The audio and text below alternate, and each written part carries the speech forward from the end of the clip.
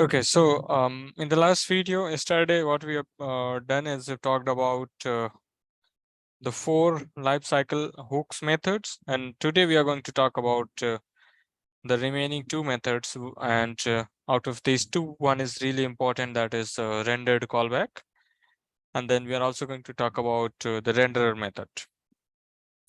So render callback is the last method in the lifecycle hook that, as we have also seen as part of the flow, that rendered callback is going to be called at the last. Once everything is done, all the other method has been called. This method flows, if you talk about how the flow happens, if the components are connected in with hierarchy, then the component flows from child to parent. So you have already seen that first child rendered callback is going to be called, and then the parent rendered callback method is going to be called. The very important thing that we really need to keep in mind is this method can be called more than once. When we say more than once, what does that mean is, like, if there is any variable that you have within your JavaScript and your variable is being referenced in the Lightning Web Component HTML file, and by somehow if the variable is getting changed, your rendered callback is going to call again. How? We will see it in the practical implementation.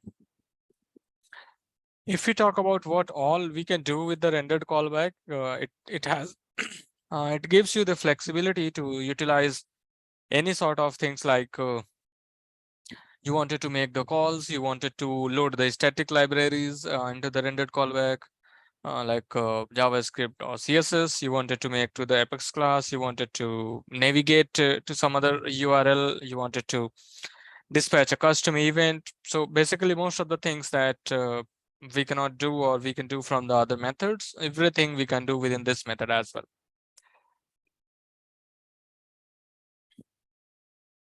This is the example.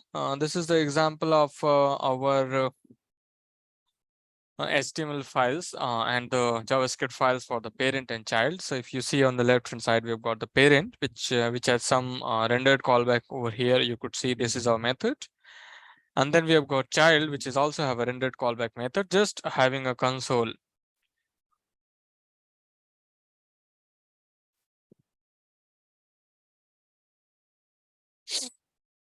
Okay, these are the do's and don'ts of our rendered callback. Just allow me a minute.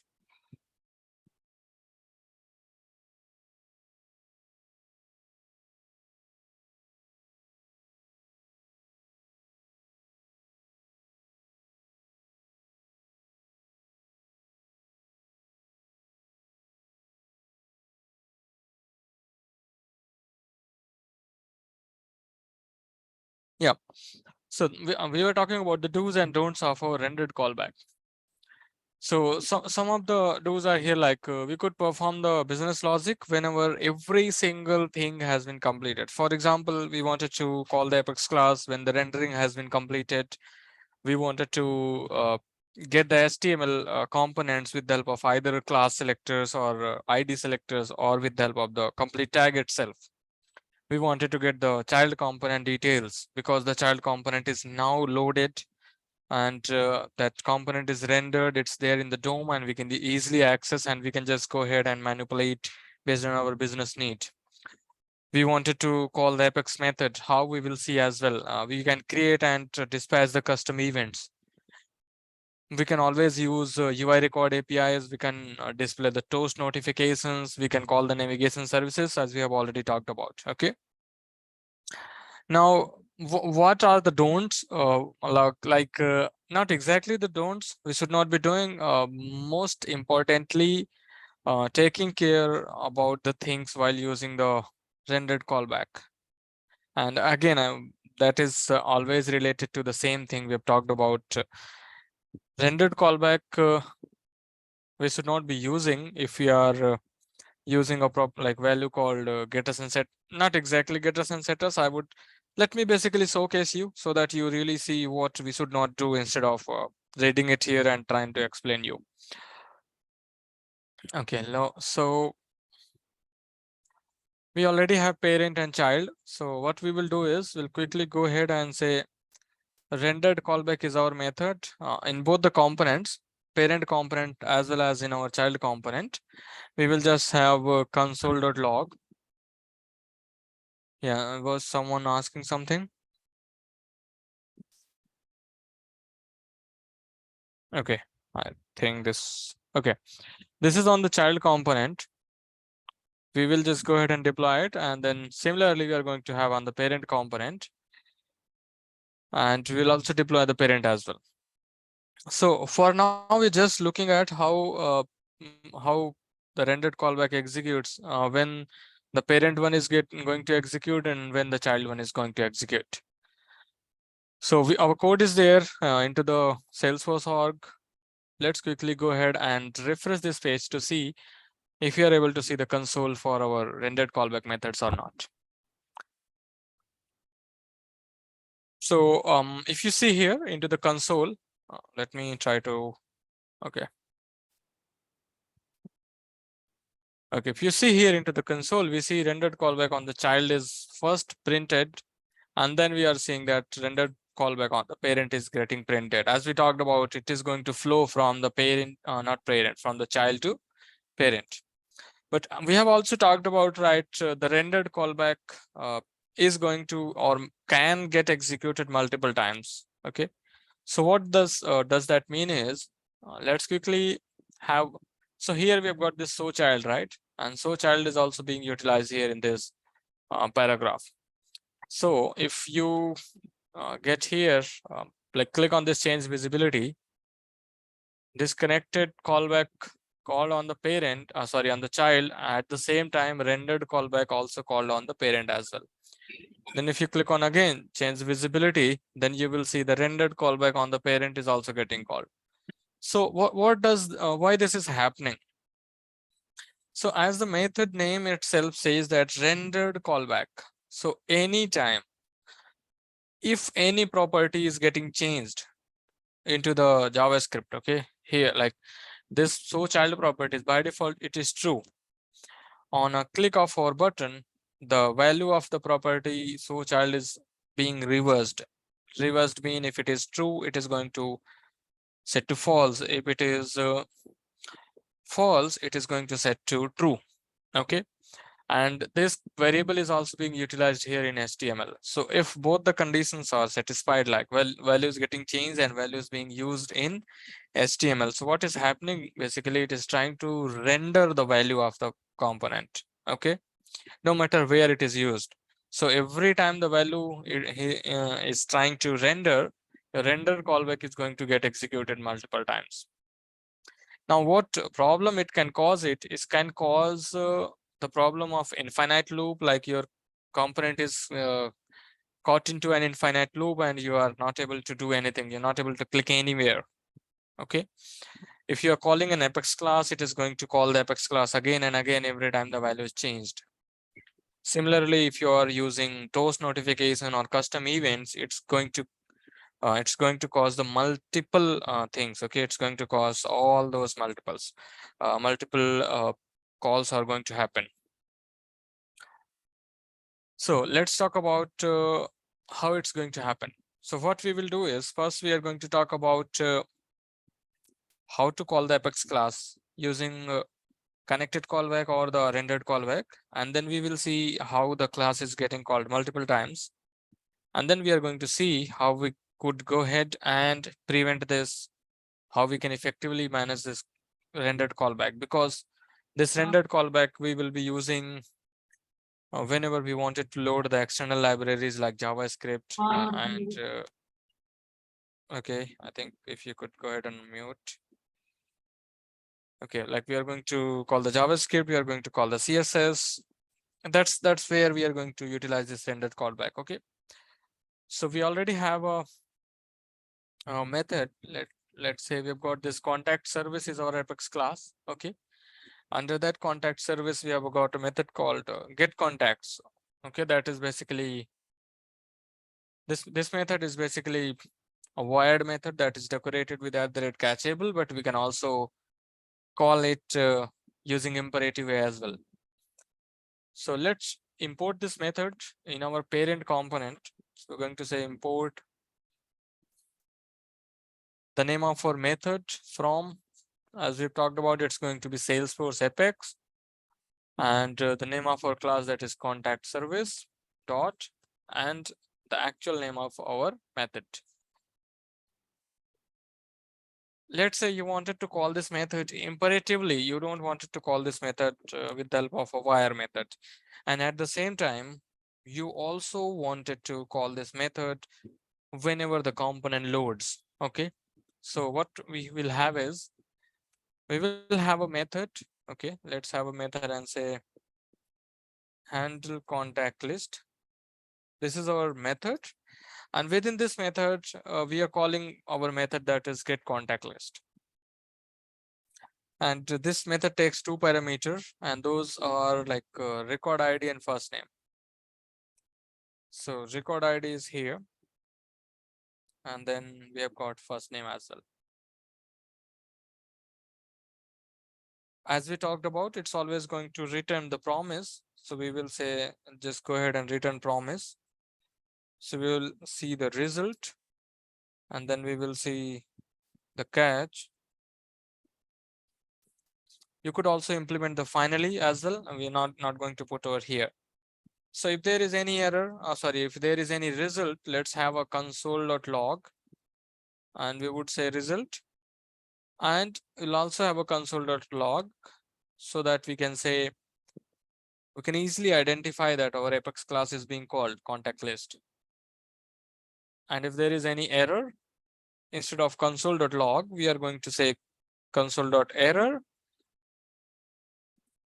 And this is what, like error contact list, and the error is what we wanted to print into the UI, into the console.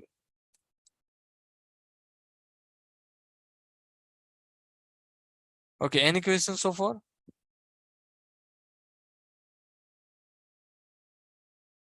And let's deploy this code. If you see that we have created a method, but we have not called this method from anywhere. So to call this method,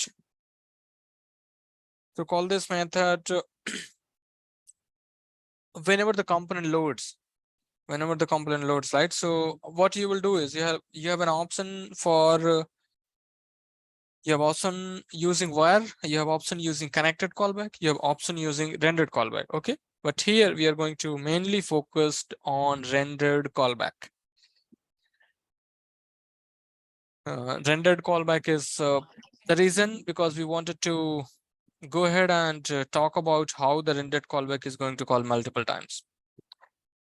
So to call this method, it's going to be really simple. We will say this dot the name of our method, our JavaScript method, and that's it. So rendered callback is going to call this method, and it's going to go ahead and give us the result, whatever result we are getting.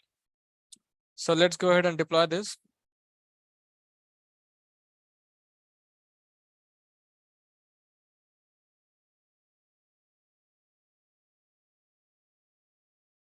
Okay, so let's refresh this page.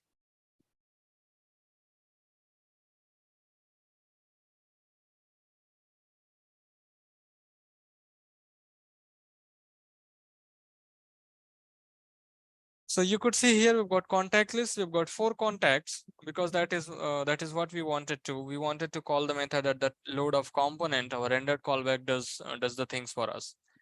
Now let's click on change visibility. The method again got called. If you again click on change visibility, the method again got called. So basically every time a variable, and it's not about this variable only, it's about any variable that you are referencing in your component. If it is getting changed, your rendered callback is going to be called multiple times. Okay. Now, definitely, because we really wanted to utilize this rendered callback, you could also do the same thing within the connected callback as well, and it's also going to work perfectly fine. It's going to call the Apex method. It's going to put it into the variables. It could do anything. Okay. It could do the similar thing as rendered callback. Now, you would definitely wanted to get rid of this scenario, like rendered callback should not get called multiple times. If it has been called at once, it should not get called again and again. To prevent this scenario, to prevent this kind of issue, what we really do is we create a variable here, okay, and we variable like is rendered, and by default it is set to false. Okay, now what we will do is, this is again just a simple variable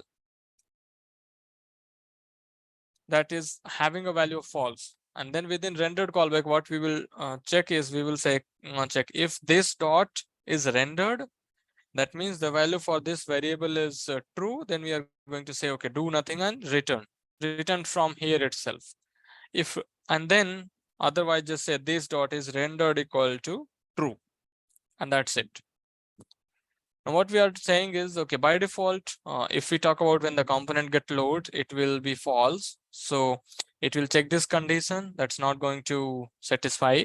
So it will come here and it will execute these three lines, and then it will set the variable to true. And from the next time, no matter which variable is getting changed, it is going to execute these two lines. It will say, okay, now variable is true, don't do anything. Okay, so let's quickly go ahead and deploy this and see what happens. Are we able to control this or not?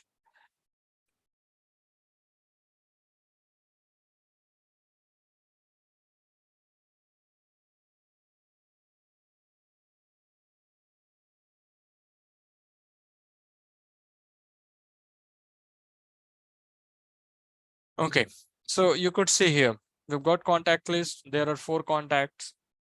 If you click on change visibility, now you could see here the component, the connected callback is not being executed at all. You see here now, no matter what I do when it's, sorry, not connected callback, rendered callback, it's not getting executed. No matter what I do, if how many times I do, it's not really going to matter for us now. So that's what that's what we were talking about, don'ts of our rendered callback, that we should really be careful while we are trying to use the rendered callback, and how we wanted how we could prevent the infinite loop for our rendered callback. Is this clear, or anyone have any questions or anything?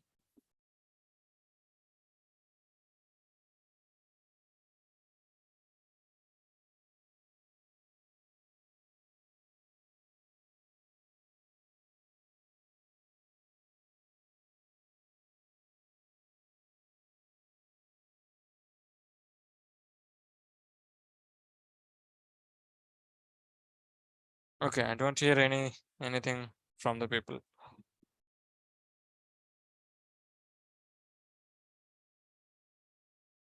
The property changes on child, then the child component rendered callback will get executed.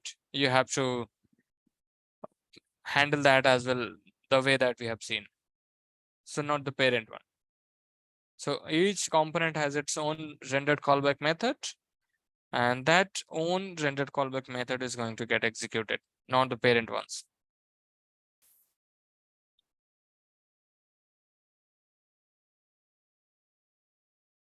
Okay, if you don't have a question, if you don't have any confusion or anything to ask, then let's talk about our last lifecycle hook method, that is render in LWC. So I really didn't never use this method, okay, for any practical implementation, for any practical project, and I feel this is the useless method that Salesforce has given for Lightning Web Component. But what this really does is, it basically is now we really don't know when the rendered callback is getting executed. Not rendered callback, this render method, we really don't know when the render method is going to get executed. There is no such a defined place after or before this particular lifecycle hook method, this method will get executed. Okay, but this method is basically mainly, the main purpose of this method is to conditionally render. Okay, where is that? Yeah, This method is mainly used to conditionally render the templates. Okay. Currently, what you have seen is that this particular paragraph is conditionally rendered based on the variable over here. Okay, it says so child. Okay. Now we are rendering this paragraph. But what this render says that you can conditionally change the template itself. Template, like if you have multiple HTML files within the same folder, you can change which HTML file needs to get execute or not execute, which HTML file needs to display based on a certain condition. Instead of having a paragraph, you could just show or hide the complete HTML file. You definitely might have a question like, why we use render instead of we could use LWC if else, or we could use if true and false. Then if you have a question in your mind, then you are right, and you should always go ahead and maybe prefer LWC if and else over render. Okay, but there would be some use cases where this template rendering is going to be very useful. And what are those use cases, we will also see in coming 2 or 3 minutes.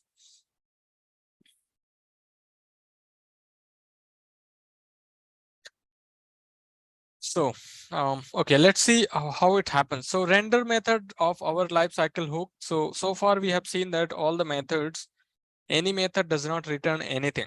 Okay, but your render method of your lifecycle hook does return a valid HTML template. Okay, so this is the syntax render. Okay, and it does return a valid HTML template. Like you have to write a return statement and you have to return a HTML template. And now what are those HTML template? How you could return a HTML template? So any HTML file like this, this particular parent hook.html is itself a HTML template. Okay. And if you, as we talked about, if you remember in the starting of the sessions as well, we talked about we could have multiple HTML file within the same folder. That is also considered as a template, because if you see here, our top element is the template element, and it says that the template is going to take the placeholders for the HTML components, and it takes some HTML tags that you could utilize within the templates. So let's quickly create one more file here, and we will say maybe hello world.html, and then let's have the template, the topmost tag, and here we could have a hello world. Okay, this is one template that we have, and we could also have a like paragraph, and within paragraph you could have a button, LWC button. Okay, and we could say change template.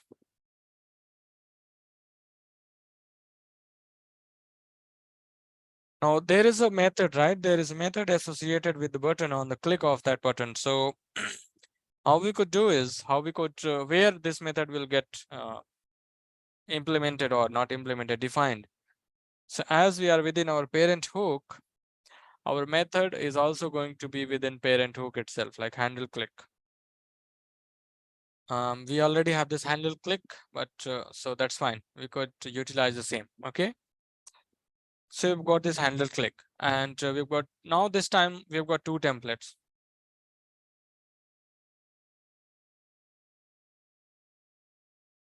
Any questions so far? Any confusion? Like we have got two templates now. How we are going to utilize it, we will see.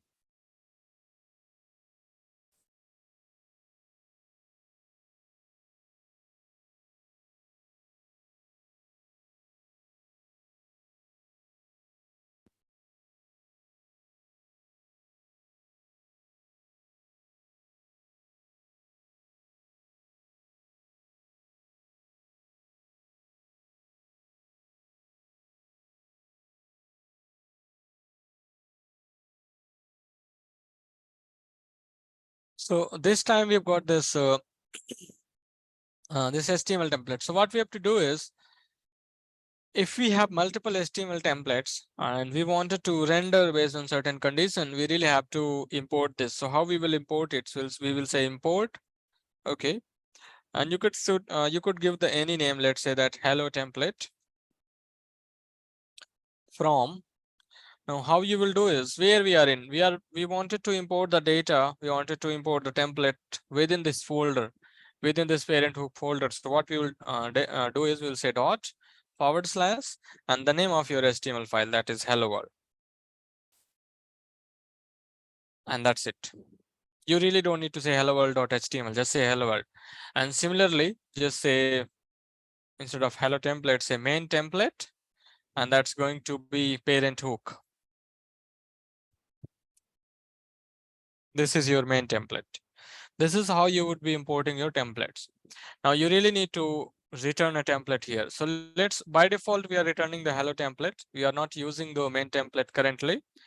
And let's try to deploy this and see if this works and we have done in a correct way, or we are having some syntactical errors.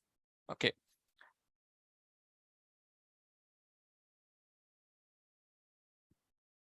So our code is there in the org. Let's go ahead and refresh this page.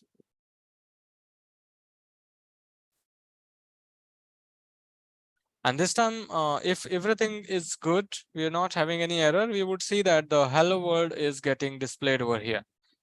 Okay, I think there is some issue. Okay, yeah, that's fine.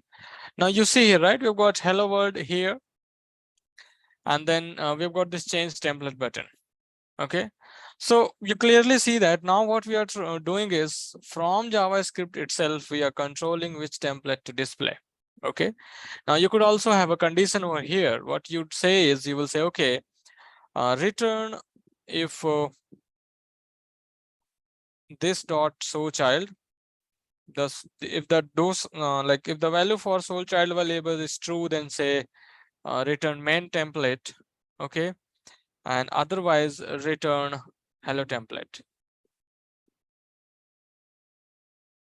That's it. So basically what we are doing is now based on this variable, we are controlling which template to return into the HTML. Okay.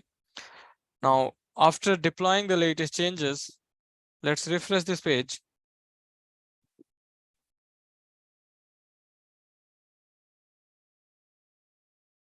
So, okay, nothing is happening.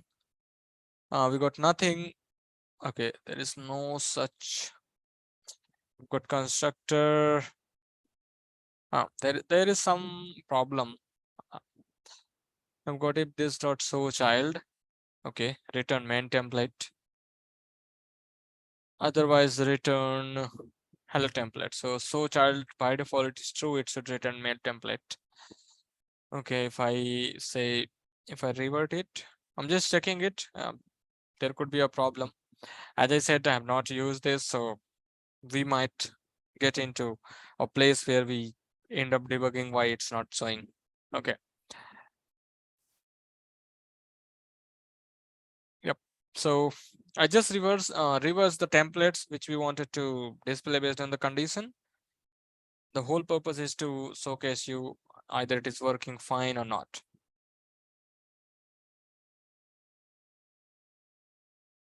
Okay, so by default this hello world is working fine. Change template is there. Now let's click on this change template button. We got the error. It says invalid template return. Okay, I suspected this. There could be an issue while displaying all this. So basically this main template is giving us the error. That's why earlier we were not able to see anything. So okay, Rohit, are you able to correct me here? Why this import is not working? I am thinking maybe, although I have not used renders much, but can we actually add the .html part as well, like the actual which file we are trying to import? Maybe it's not understanding /parent hook only. Yeah, let's say it. Yeah, because parent hook, I am also suspecting it might not know which file we're talking about. Okay, let's see.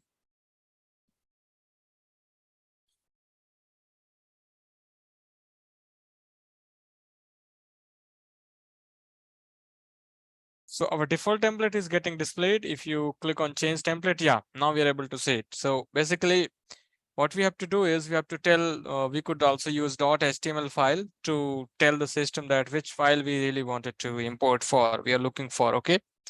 So that's why we have given here. Now, if you say change visibility, again, your template is here, click on change template. So the values are getting basically hidden, it's getting displayed or not displayed based on our values.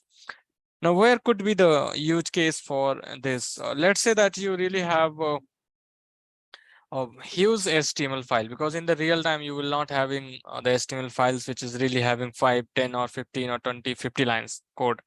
In the real time, you'll definitely have 500, 600, 1,000 lines of code for your HTML file itself, for your JavaScript file itself.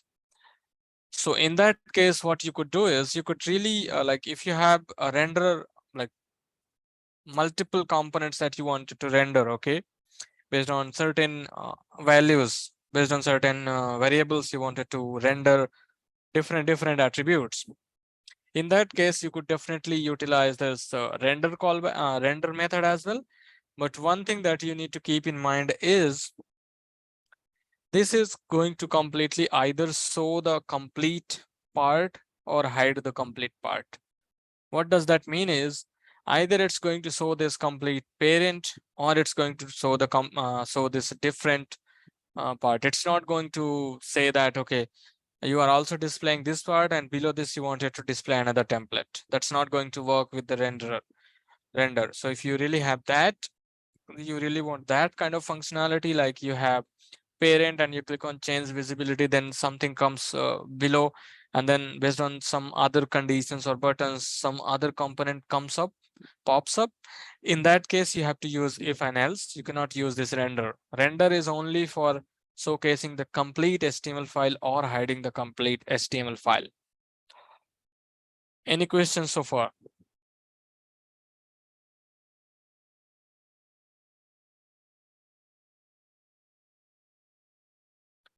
Can both HTML files? No, both HTML file.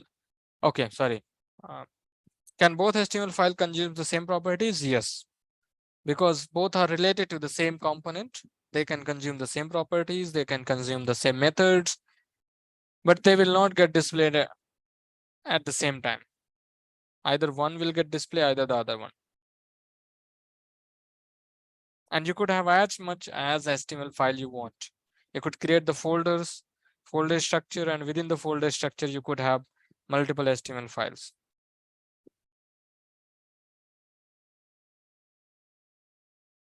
Any other questions?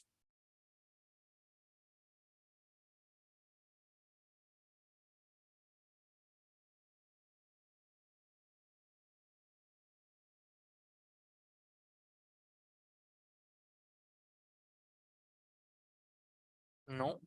Okay. What's the maximum length of the code that we can store? I never encountered, to be honest, I never encountered any kind of scenario where I had to find out the maximum code. I really can't answer this. Rohit, have you ever encountered? Because I have, to be honest, I have developed more than 5,000 line of code in Apex, in HTML, not Apex, in HTML and JavaScript as well. And I did not encounter any such limits that the maximum length, this is what the maximum length, and you really need to care about that. I think there is length. I, I think it's 128 or 120 KB, something like for JavaScript file, and similarly for HTML. The size is pretty huge. We will not cross it that easily. Yeah, I think as we said, right, we really don't exactly know what's the size, but even if it is 128 KB or 124 KB, that's really huge, because these are really within the bytes, and we will not cross that. And if you are really crossing, then you really either need to think, or maybe you are really working for such a huge enterprise client that has that much line of code.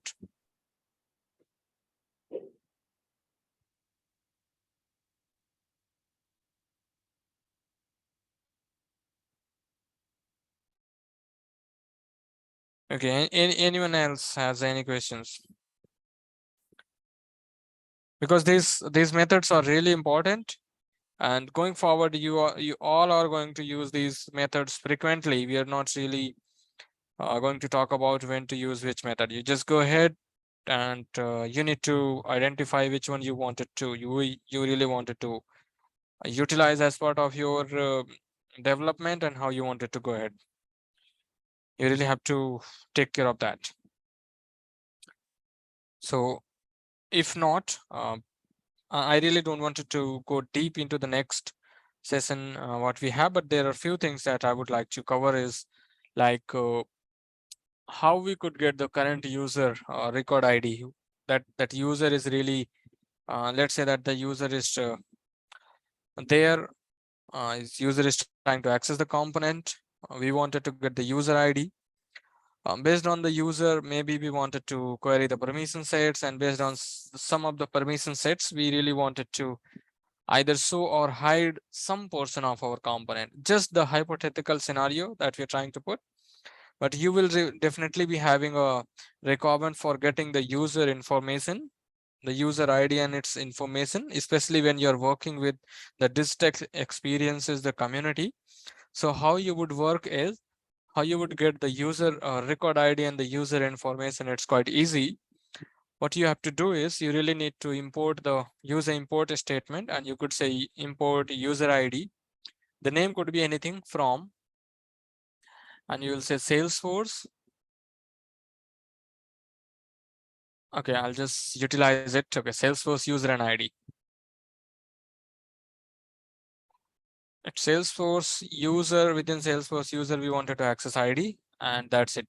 We would be able to see the user ID. We'll be getting that user ID. Now, you could also utilize the extension that we have. If you say type user, or maybe you say IMP, and you will see all the imports that are available as part of our extension that is we talked about, right? What is LWC sort keys. So you will see there is something called IMP colon LWC-user. If you select, you will see this is a complete syntax. Okay, like we wanted to navigate to Salesforce. Within Salesforce, we wanted to go to user, and we wanted to get the ID. Okay, and that import is going to give you the record ID, and you could just store, maybe let's say that ID equal to user ID, and then utilize this within your HTML.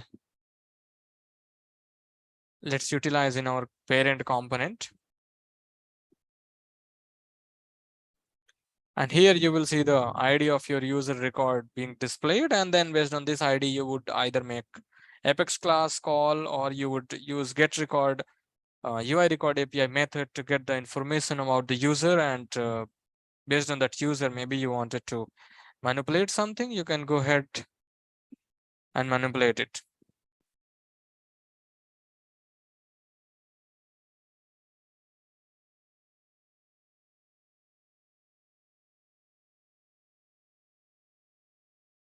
So if you click on change template, you can see here, this is our user ID, and then you could just manipulate it.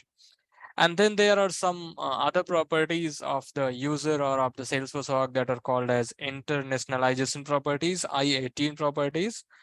Like you wanted to fetch the language, and there are so many properties. So if you wanted to learn the international properties, we could go to Lightning component library.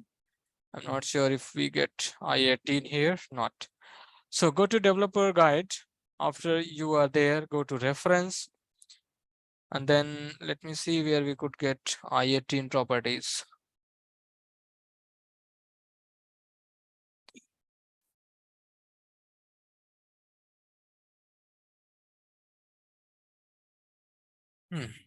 This is not here. I can't find it.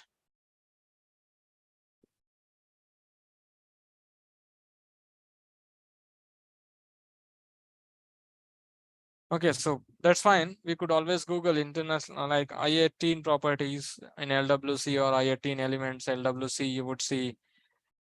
Okay, this is being called at other place.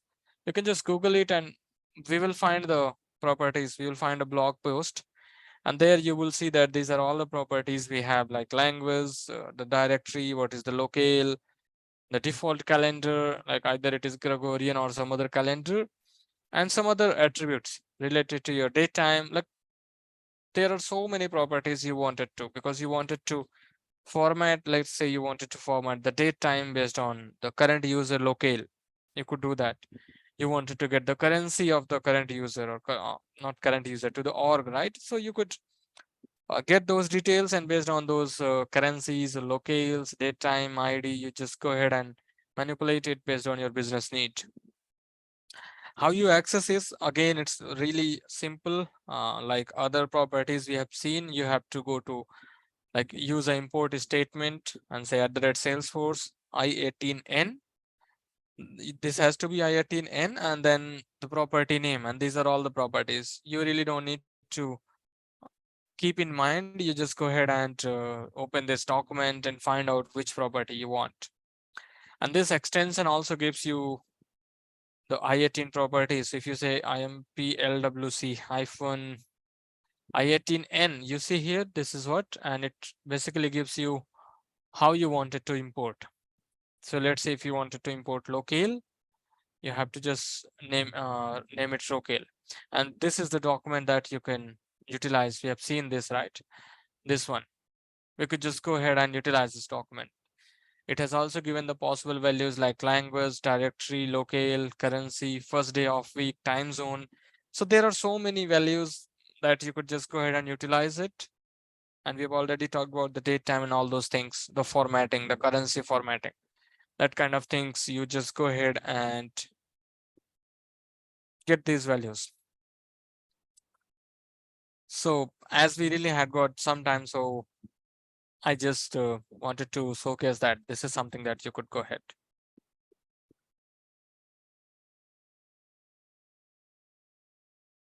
No, you cannot use this way to get the user information. If you're saying that, can we get all user fields? No, you cannot. This only gives you the record ID, because this is the only import available in Salesforce. So if you really wanted to get the other fields, you have to use get record method of UI record API. As you have got the record ID of the user, you would be easily able to query those fields, and either using the get method or the other way we have seen, you could easily get the information. You extract the information out of those data that you have got from the query, from the get record method. So you have to import those fields, use the get record, pass the record ID, and get the data. Is it clear?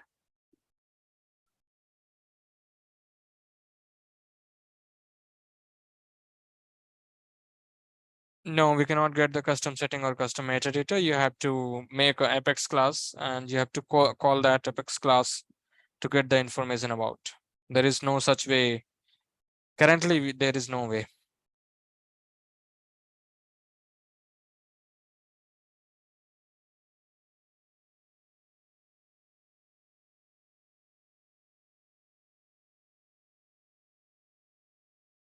Okay, anyone else has any other questions?